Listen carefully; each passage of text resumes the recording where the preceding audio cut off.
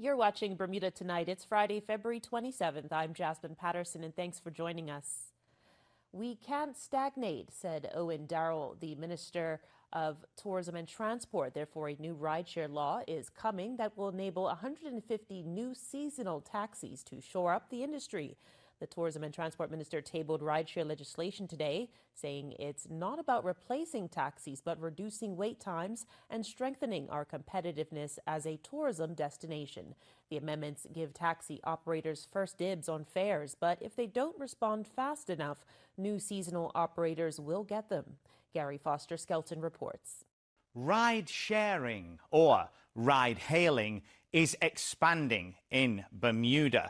More specifically, 150 new public service vehicles, seasonal digital response taxis, if you will, are going to be licensed to respond only to transport requests through apps like Ride Bermuda and Hitch, if our 600 traditional taxis don't respond to them quickly enough. How will that work? So you will call for a vehicle or transportation.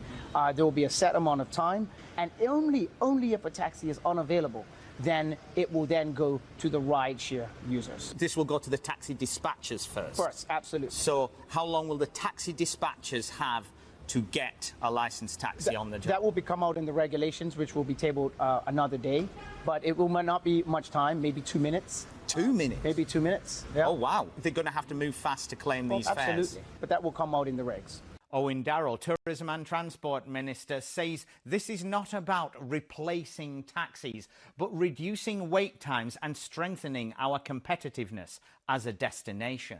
Tourists that come to Bermuda say that the #1 reason why they have a little dissatisfaction with their visit to Bermuda is because of transportation. The regulations are still to be tabled, but the minister says the 150 new PSVs will be seasonal from April to September, plus all weekends, holidays and nighttime slots. There are stories where people go for a late night dinner and they are stuck at a restaurant in St. George's, and the restaurant owner, after they've cleaned up, has to put them into their private car and take them back up the road to their hotel. That's unacceptable. The Bermuda Hotels Association has been asking for this. The Bermuda Tourism Authority is on board in this, and many other stakeholders as well, such as the Chamber of Commerce. It does not sit well with some taxi drivers, however. The annual $1,000 license fee for the seasonal PSVs is far less than the $100,000 standard taxi lifetime permit. Is this going to undermine the taxi license? Absolutely not. Taxis will have first preference, and if taxis wish to continue to get the work, they will be working. One of the criticisms continually levelled at the Department of Transport by taxi operators and dispatchers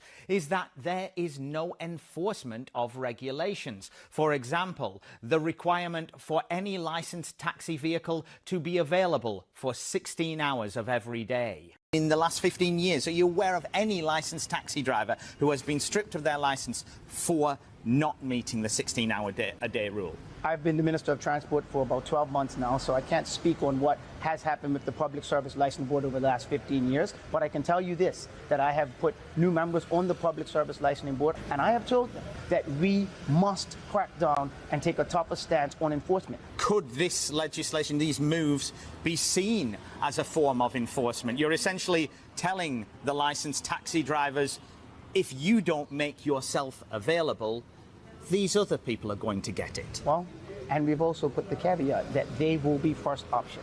So if these other individuals' rideshare are successful, it means that there clearly was a necessity to put some other options in place.